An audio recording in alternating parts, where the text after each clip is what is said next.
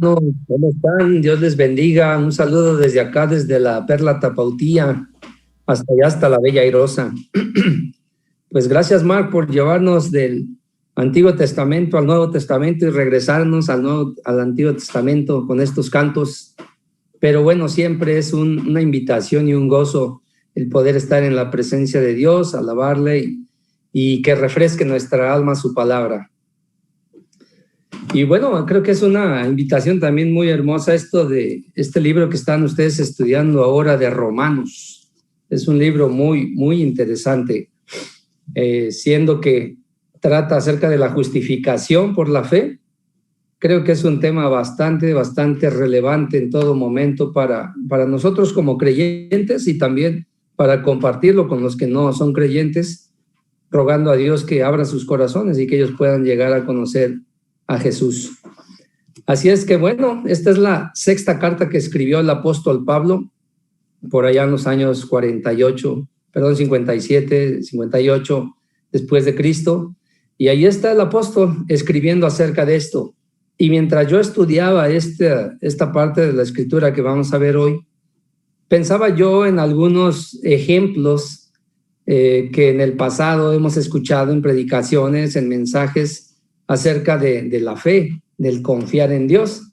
Y bueno, uno de ellos que vino a mi mente fue aquel que le piden a veces a un niño que se ponga de pie y con los brazos cruzados y que se deje caer hacia atrás, si es que confía, ¿verdad? Y atrás hay una persona que lo va a sostener.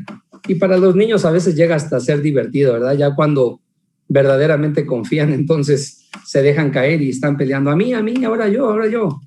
Es uno de los ejemplos que se muestra, ¿verdad? Otro muy clásico es el de la silla donde estás ahora sentado, ¿verdad?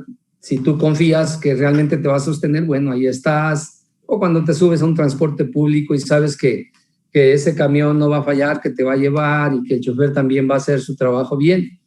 Pero uno en particular que yo estaba recordando, que me vino a la memoria porque es de los tiempos cuando yo empezaba en el Evangelio hace unos cuantos años, hace 23, 24 años atrás, es de un hombre, un trapecista que fue a una montaña y puso una cuerda de un lado de una montaña al otro y se empezó a juntar un poco de gente tratando de ver qué iba a pasar. Y bueno, ya que estaba ahí listo, el trapecista volteó y preguntó a la gente: ¿ustedes piensan que yo puedo ir a la otra orilla y regresar sin caerme? Pues dijeron que sí, tal vez algunos con zozobra, pero dijeron, sí, está bien. Entonces el trapecista se subió a la cuerda y iba caminando y pasó, y de regreso, y pues ya la gente se animó y dijeron, muy bien, sí puedes hacerlo. Entonces, ¿creen que yo pueda volver a hacerlo? Sí, ya más animados dijeron, claro que sí puedes hacerlo. Entonces volvió a ir y volvió a regresar, pero ya en la tercera ocasión les preguntó a ellos, ¿ustedes creen que yo pueda pasar ahí? Como la gente ya había visto, ya había confiado, ya decían, sí puedes. Pero él les preguntó, bueno, ¿quién quiere subirse a mis hombros? Y obviamente la respuesta contundente fue silencio, ¿verdad? Porque una cosa es que él lo hiciera y que corriera el riesgo de caerse, y otra era conmigo encima en sus hombros. Entonces pensaba yo en ejemplos así, porque precisamente esta parte de la escritura nos va a llevar a pensar en qué confías. Y no digo en quién confías, sino en qué confías, porque esta parte se refiere a que los judíos estaban confiando en la ley de Dios. Entonces, ¿en qué confías? Y esta pregunta me la hice yo también y la voy a decir ahora y al final la vamos a repetir al cerrar. ¿En qué confío para caminar día a día en este mundo? ¿En qué confío?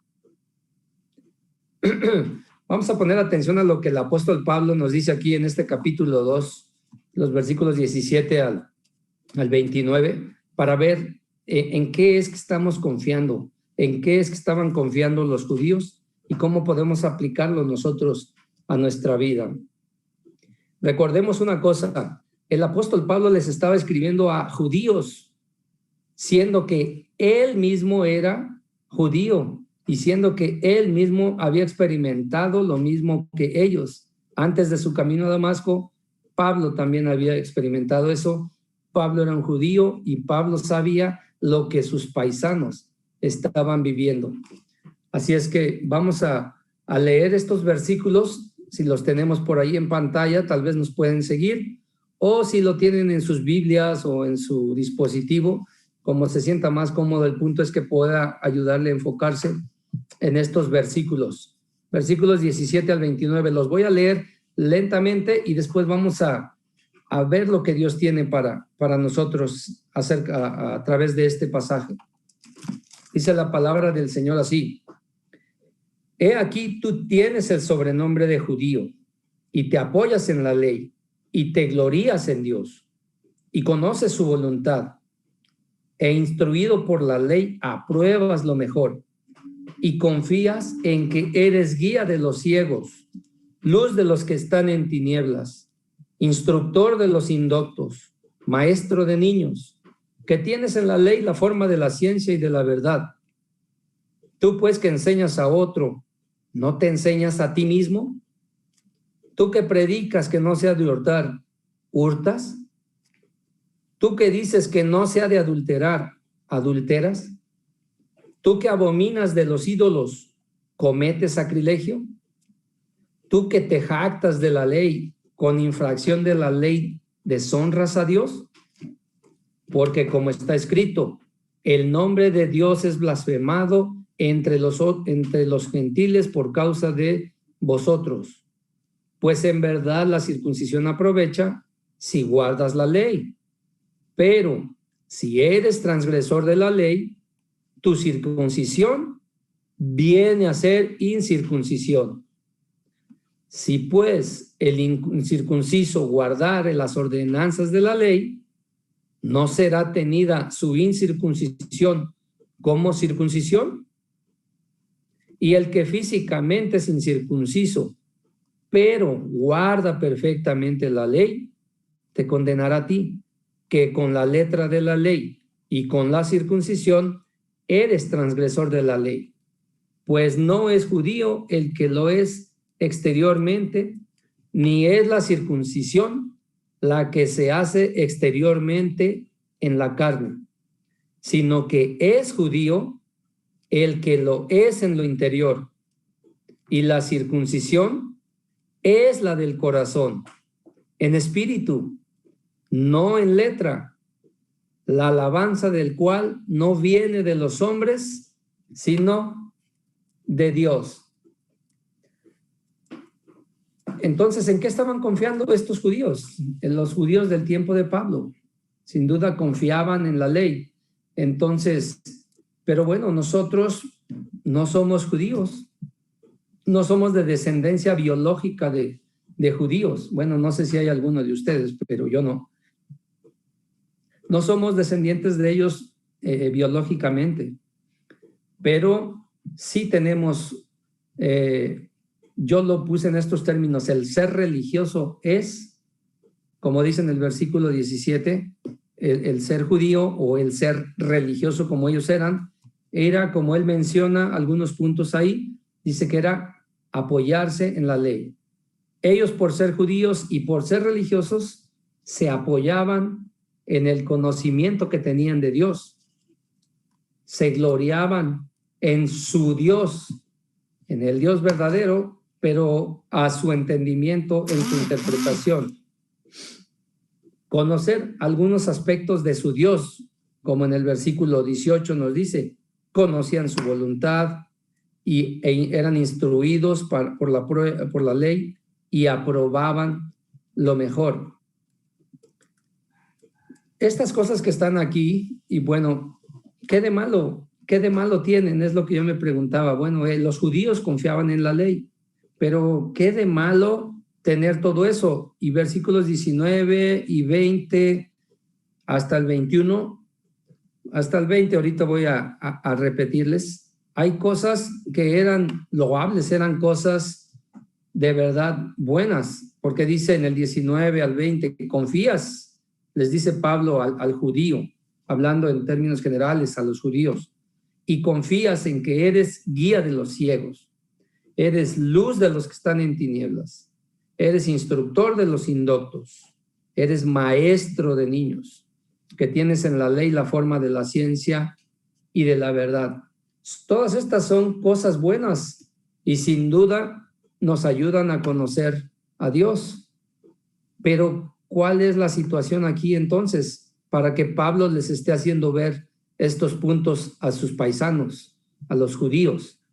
Bueno, el contexto que tenemos que entender aquí es que Pablo está poniendo las bases para llegar al capítulo 3, que todos aquellos de ustedes que utilizan los versículos del capítulo 3 para evangelizar saben, ¿verdad? Que todos hemos pecado y que solamente a través de Cristo Jesús es que podemos tener perdón de pecados. Este es el contexto.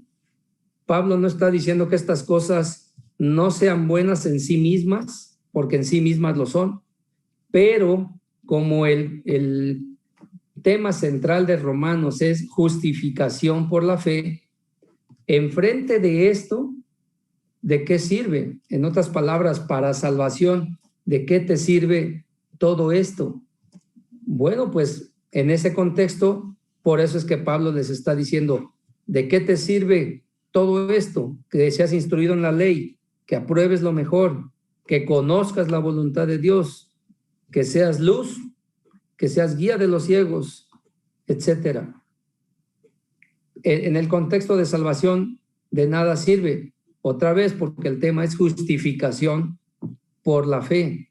Y para ser justificados por la fe, ¿qué podemos hacer? La justificación no viene por hacer algo nosotros, sino la justificación es en la fe en Cristo Jesús. Como él ya lo había explicado unos 10 años atrás a los Gálatas, y en Romanos más adelante también se los va a explicar. Les va a decir que la justificación es en Cristo Jesús. La salvación que puede obtener una persona, no importa si es judío o no lo es en Cristo Jesús. Porque ustedes recordarán en los primeros versículos de Romanos, y quiero solamente leerles, algunos. En Romanos 2:1 dice, por lo cual eres inexcusable, oh hombre, quien quiera que seas, tú que juzgas, pues en lo que juzgas a otro, te condenas a ti mismo, porque tú que juzgas, haces lo mismo. En el 3 dice, como una pregunta, ¿y piensas esto, oh hombre, tú que juzgas a los que tal hacen y haces lo mismo, que tú escaparás del juicio de Dios?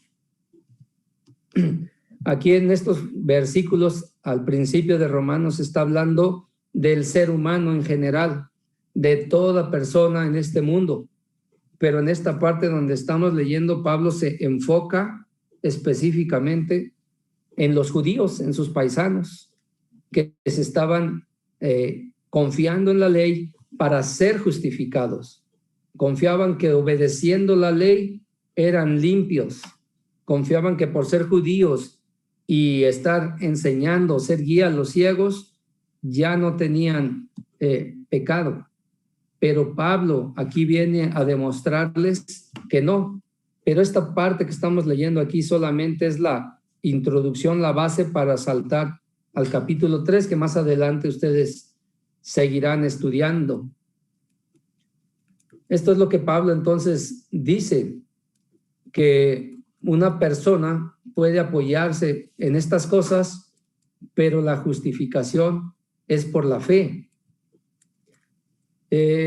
Piensen por un momento, yo pensaba aún en las grandes civilizaciones que ha habido en este mundo. Los griegos tenían sus dioses, los romanos en su tiempo igualmente tenían sus dioses, su sistema teológico, y así creían y en base a eso se basaban y así vivían. Si venimos a este lado del mundo también, nuestros grupos nativos de este lugar, igualmente mexicas, mayas, nahuas, incas, tenían su forma de percibir a Dios, su forma de reconocer a su deidad o a sus deidades, porque la mayoría, si no es que todos de ellos eran politeístas, tenían muchos dioses. Si vamos al otro lado del mundo, pues también la religión china los hindúes no se diga, y otras culturas, otras civilizaciones alrededor del mundo, todos ellos tienen su punto de vista, su forma de percibir a Dios. Pero la Biblia, ¿qué es lo que nos dice? La Biblia nos lleva a pensar en un solo Dios verdadero, en tres personas, y ese Dios es en quien confiamos, y ese Dios es el que se reveló a nosotros. Todas las demás civilizaciones buscan algo que hacer para confiar, para apoyarse y poder de esa manera tener justificación o estar tranquilos. Pero ya en la Escritura, en la Biblia, Dios, aquí es diferente porque Dios es el que toma la iniciativa y viene a mí. Él es el que me busca. Él busca al ser humano. Él te buscó a ti. Él te busca a ti, amigo, si no conoces a Jesús. Y Él es el que está ahí para que tú puedas llegar a ser justificado por la fe en Cristo Jesús. Porque no somos justificados aún por nuestra fe. No soy justificado porque yo creo. Esa no es mi confianza en mi fe o en que yo confío, sino soy justificado en la fe en Cristo Jesús, como dice así más adelante la Escritura.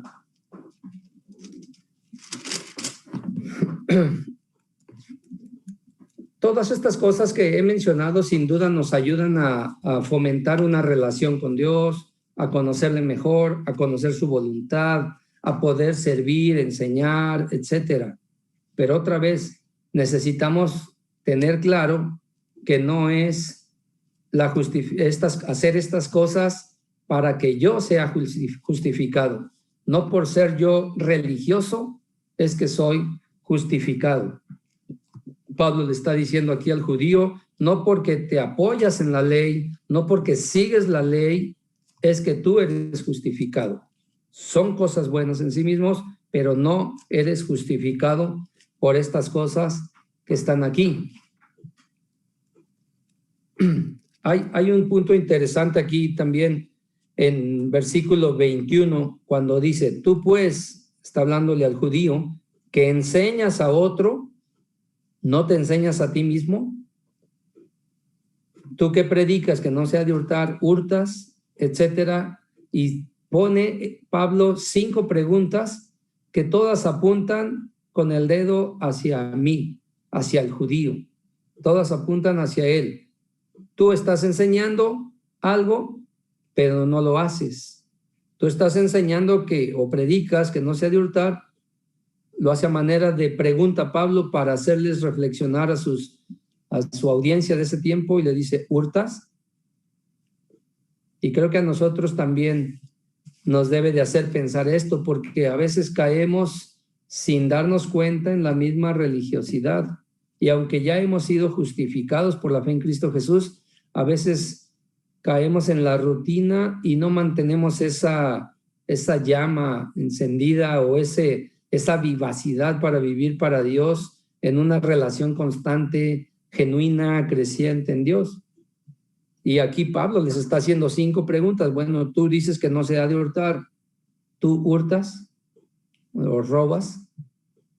Ellos eran religiosos y se basaban en la ley, pero bueno, el que hurtaba, Pablo está entonces confrontándolos, está confrontando a los judíos con su accionar, porque ellos se basaban en la ley y había cosas que eran buenas, que ya las mencionó, pero también le dice, bueno, ¿y tú qué hay de ti? ¿Tienes congruencia entre lo que enseñas o lo que predicas con lo que haces?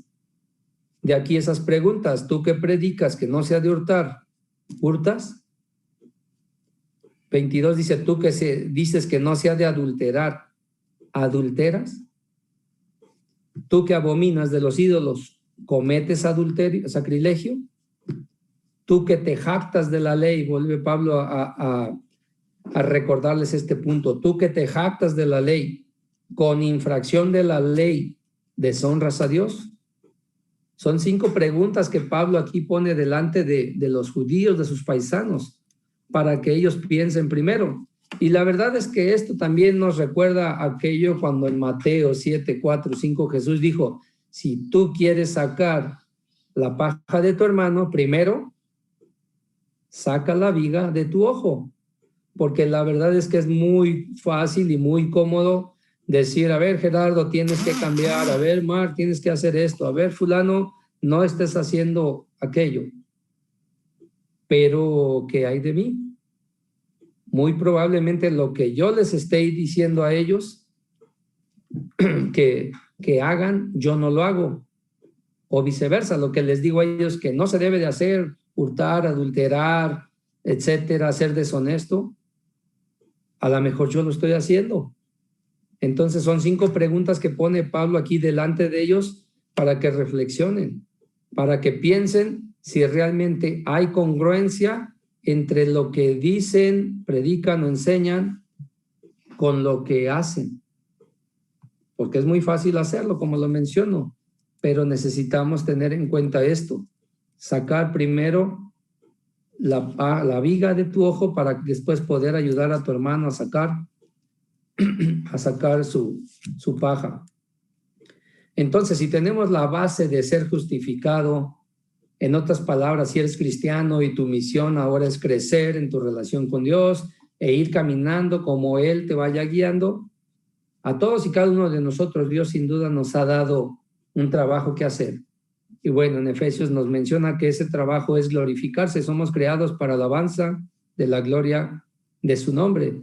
Pero en lo práctico, ¿cómo lo hacemos o a qué se refería Pablo cuando les decía esto? Bueno, Pablo les está hablando de la ley con la que ellos se jactaban o en la que ellos estaban apoyando para ser justificados. Siendo que no era así, como ya lo hemos mencionado, pero la ley que Dios les dio mediante Moisés y este paso o esta estafeta la pasó mediante Josué, como sabemos. Dios utilizó a su siervo Moisés le pasa la estafeta a Josué y Josué continúa. Y ahí es donde encontramos este versículo que algunos hemos memorizado, Josué 1:8. Al entrar o al estar listo para meter al pueblo a tierra prometida, es que Dios le dice a Josué, nunca se apartará de tu boca este libro de la ley, sino que de día y de noche meditarás en él para que hagas conforme a todo lo que en él está escrito. Así es como entonces Dios le dio esta instrucción a Josué y le dijo dónde tenía que encontrar las instrucciones para continuar la tarea. Sin duda Dios te dio a ti también una tarea y a mí. Y obviamente en la palabra de Dios, entonces el cómo es si tú reflexionas en la palabra de Dios, si tú practicas la ley de Dios, esta sin duda te llevará a Cristo. Reflexionar y practicar la ley de Dios. ¿Por qué digo esto? Bueno, también Pablo les decía a los Gálatas, en 3:24 dice que la ley es un ayo para llevarnos a Cristo. Y esa palabrita rara de ayo no es otra cosa, sino era la persona que llevaba al niño a la escuela, a donde se iba a educar, a donde iba a aprender. Entonces, si nuestra enseñanza está aquí en la palabra de Dios, pues la palabra de Dios tiene que ayudarme entonces a tener una mejor relación con Dios, a conocerlo mejor a Él. Y cuando pasa así, que yo estoy reflexionando y estoy practicando la palabra de Dios, entonces sin lugar a dudas va a haber un cambio en tu vida. Sin lugar a dudas va a haber cambios en mi vida. Todos tenemos cosas que cambiar, pero sin duda todos podemos encontrar en esto una fuente inigualable del amor de Dios al dejarnos escrito quién es Él y su obra y lo que Él quiere que hagamos. Y en lo práctico, obviamente Él espera que yo y que tú seas un mejor papá, amando a tus hijos, guiándolos en su camino, como mamá siendo una tremenda ayuda idónea en el hogar, como hijo o hija obedeciendo a tus padres en todo, estando sometida a ellos, como empleados siendo honestos y trabajadores, haciendo lo que nos corresponde hacer, allí en tu lugar de trabajo. Como ciudadanos, respetando la autoridad, que en estos días se ve, bueno, y no solo en estos días, en otros tiempos también, pero hablo de estos por estar viviendo en estos días, se ven más y más rebeldía y no estar de acuerdo a la autoridad y bueno, todo un complejo de situaciones que se dan. También podemos, como hijos de Dios, llevando el nombre de Dios en todas tus acciones, que ellos se den cuenta que la labor que tú haces, la haces bien y la haces como para Dios. Y cuando tengas oportunidad, como dice Pedro, explica la razón de la esperanza que hay en ti, de esta justificación en fe de la que habla aquí Romanos, decirles que solamente a través de la persona del Señor Jesús es que pueden tener justificación, pueden tener perdón de pecados.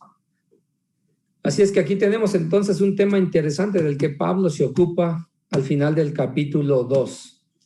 Ya después de que les hace estas preguntas, si tú que dices que no sea de hurtar, hurtas, tú que abominas a los ídolos cometes sacrilegio, etcétera. Después de estas preguntas, dice entonces Pablo, empieza en el versículo 25 y va a meter un aspecto muy interesante. Y ese aspecto muy interesante dice ahí que es la circuncisión.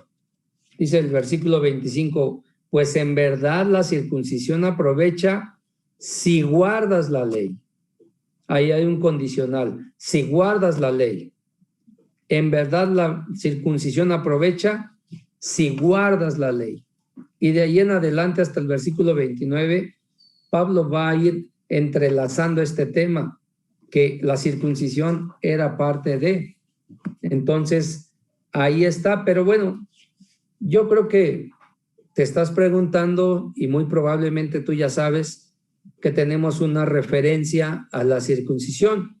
Y entonces tendríamos que ir hasta el primer libro de la Biblia, a Génesis. Y en Génesis capítulo 17 tenemos a un personaje con el cual Dios trabajó. Y este personaje es Abraham.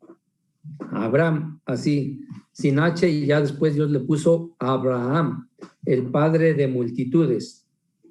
Pero nada más quiero leerte, espero tengas ahí en pantalla Génesis. Voy a leer solo capítulo 17, versículo 1 y versículos 9 al 11.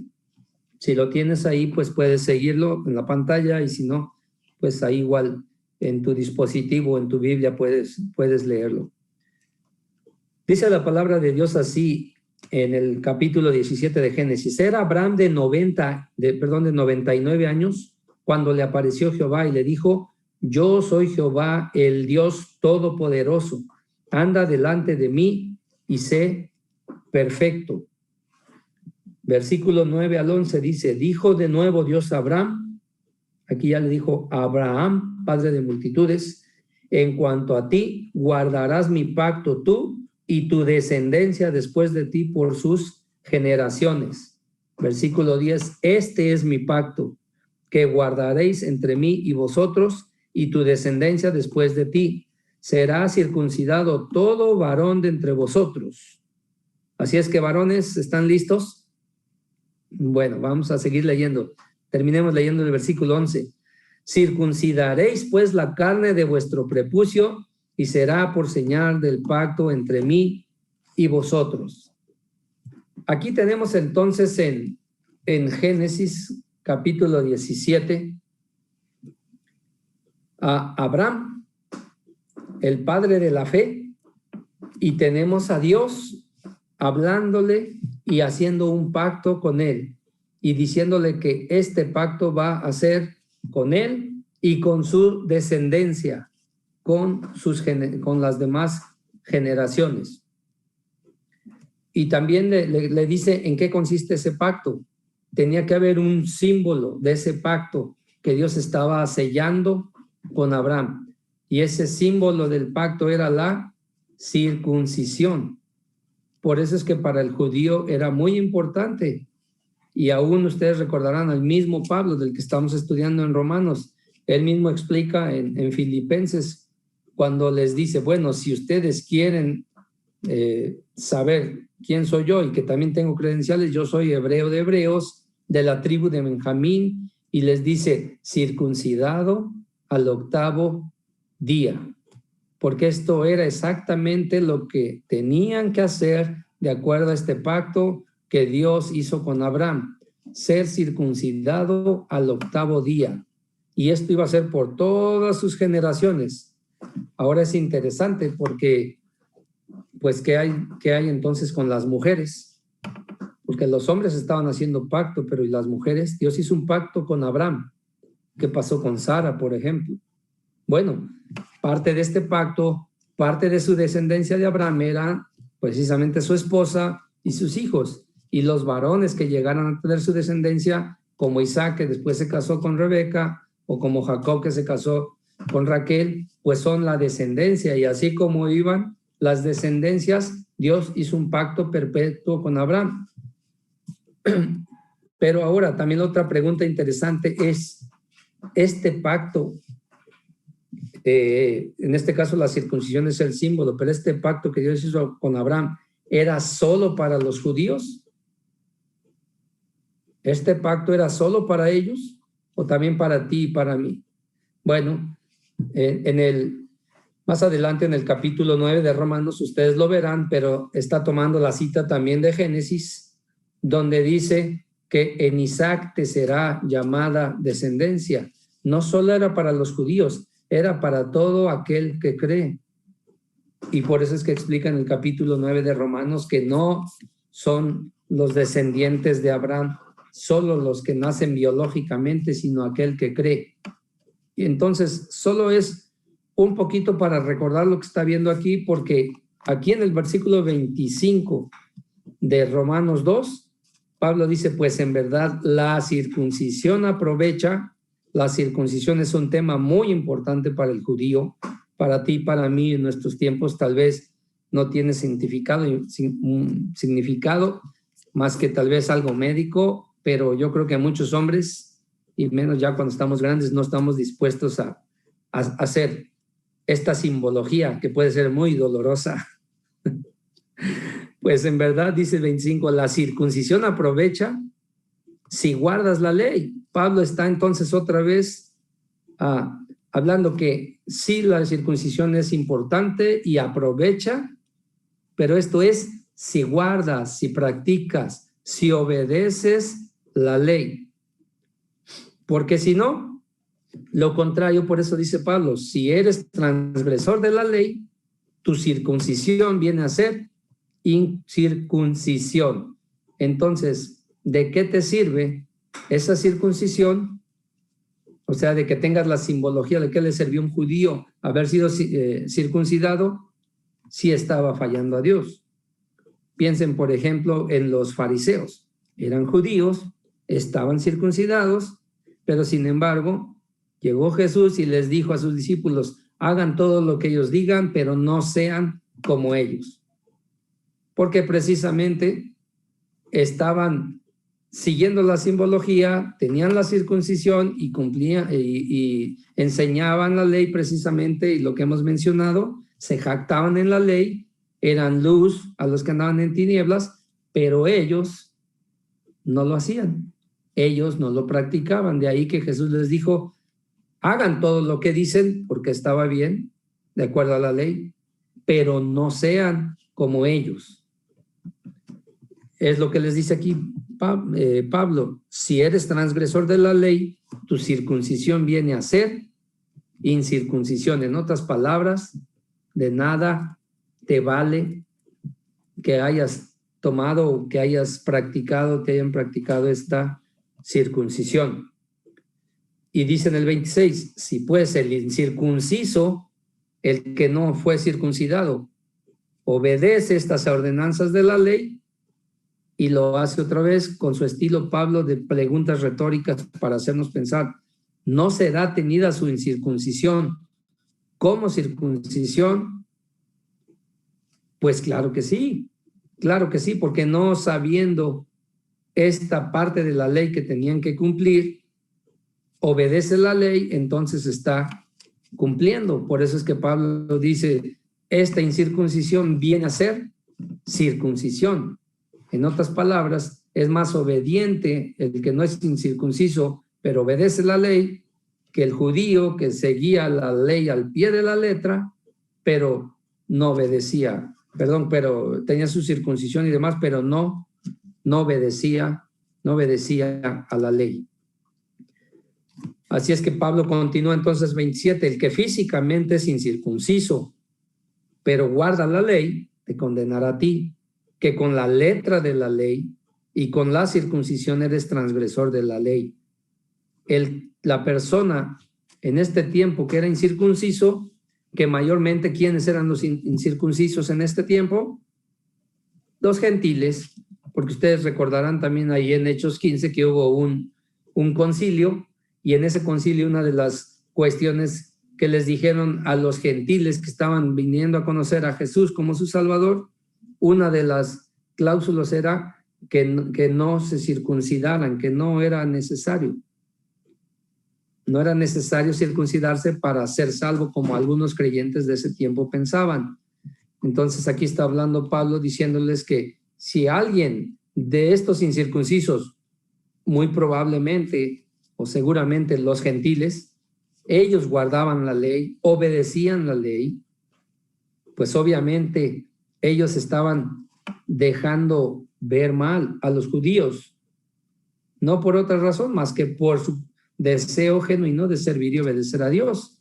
Ahí está Cornelio en capítulo 10, un gentil que obedecía a Dios y que con su comportamiento llegó entonces a ser guiado a los pies de Cristo a través de Pedro. Ahí tenemos un ejemplo de esto. Dice en el versículo 28 entonces, pues no es judío el que lo es exteriormente. Pablo está concluyendo o cerrando esta idea. No es judío el que lo es exteriormente. Dice Pablo más claramente, ni es la circuncisión la que se hace exteriormente en la carne. Ese fue el pacto que Dios hizo con Abraham. Recuerdan que todo hombre debía de ser circuncidado, pero recuerden, la circuncisión era una simbología de este pacto. Lo que Dios esperaba era un corazón de Abraham obediente y de su descendencia también. Por eso es que aquí Pablo les dice que la circuncisión verdadera, la circuncisión genuina, no es la que se hace en la carne. Entonces, ¿cuál es? Por eso dice en el 29, el que es judío, dice él, sino que es judío el que lo es en lo interior. El verdadero judío no era el que nació biológicamente de otro judío. El verdadero judío, dice, es en el interior. Entonces Pablo está apuntando más al corazón, apelando a la conciencia de ellos a través de la ley, de lo que están viviendo, pero también de lo que Pablo sabía y que ya había vivido y que ahora estaba viviendo en la gracia, en el entendimiento de que somos justificados por la fe. Esos son los judíos verdaderos, los que de corazón han llegado a conocer a Jesús como su Salvador. Ese es el verdadero judío. Y dice que la circuncisión es la del corazón, en espíritu, no en letra. Igualmente, la verdadera circuncisión es la del corazón. Obviamente aquí está hablando metafóricamente Pablo, porque lo que Dios mandó en Génesis fue, la circuncisión era cortar el prepucio, parte del prepucio, que es otra parte del cuerpo, ¿no? Del corazón, pero aquí está hablando Pablo de que verdaderamente en el corazón, como la alma, la esencia del ser humano, realmente esta es la circuncisión genuina y verdadera. Cuando una persona se arrepiente de sus pecados y entiende que necesita un Salvador, entiende que necesita ser justificado.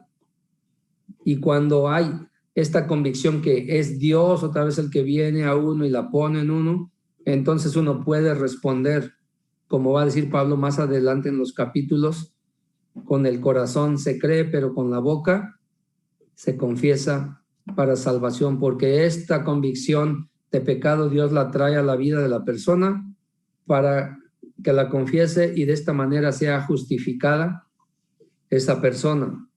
Así es que el verdadero judío no es el que nace biológicamente, sino en el interior, el que conoce a Jesús. Y también la circuncisión verdadera no es la de la letra, sino la que es interior, en el corazón, en espíritu.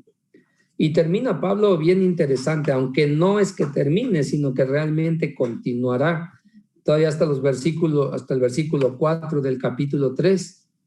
Pero bueno, hasta aquí vamos ahorita a estudiar cuando dice al final aquí, muy hermoso, dice aquí Pablo al final del versículo 29, la alabanza sino de Dios, la alabanza del cual no viene de los hombres, sino de Dios. Y esta palabra de alabanza también se puede traducir como el reconocimiento. Entonces podemos decir, este reconocimiento de que uno es un judío verdadero y de que tiene la circuncisión correcta del corazón, este reconocimiento viene de Dios, no de nadie más, no de la ley como se jactaban los judíos, no de estar haciendo todo esto que hacían que era bueno, eran maestros de la ley, eran guía de los ciegos, eran instructor de los indoctos, ellos enseñaban a otros, etcétera. Todas esas cosas buenas te pueden ayudar, pero no en términos de ser justificado. En términos de ser justificación, solo te puede ser justificado por la fe que es en Cristo Jesús y no hay nada más. Como ya Mark nos mencionó, Efesios 2:8, por gracia sois salvos por medio de la fe.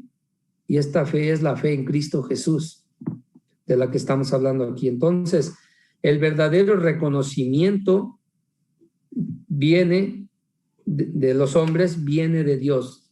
Dios es quien verdaderamente reconoce qué tipo de hombre eres. Dios reconoce qué tipo de mujer eres. Dios sabe cómo caminas, cómo has andado el poco tiempo que tienes de conocer a Cristo o los 20, 30 años que tengas de conocerle.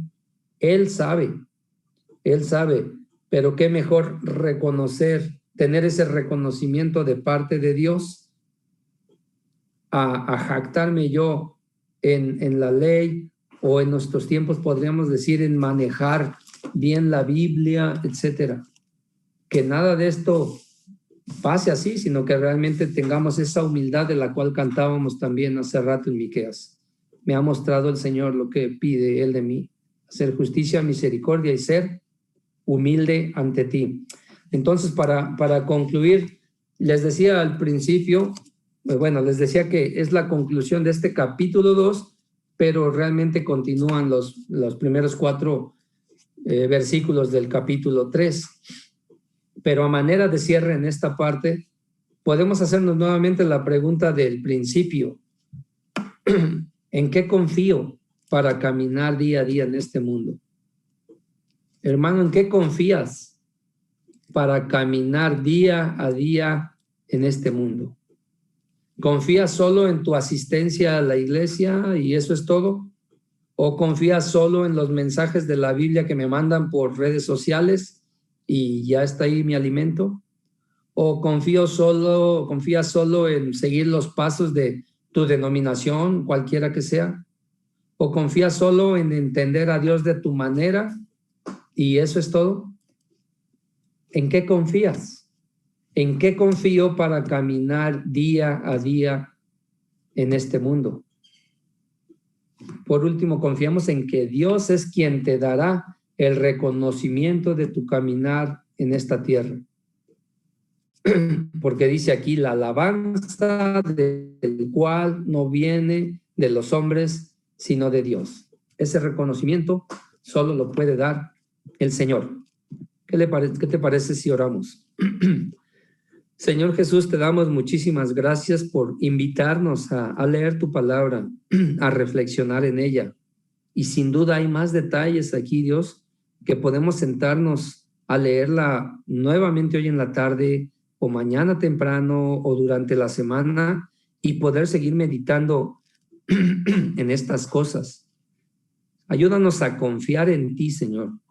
Ayúdanos sabiendo que hemos sido salvos, hemos sido rescatados de la muerte eterna solo por la fe en Cristo Jesús, pero también, Señor, que no nos jactemos, que no confiemos en cosas que a veces nosotros hemos puesto ahí como muletillas, sino que confiemos en ti y que de manera abierta, transparente, podamos llegar a ti cuando llegamos a leer la Biblia, sea en la mañana, en la tarde, en la noche, y a orar y a pasar tiempo contigo.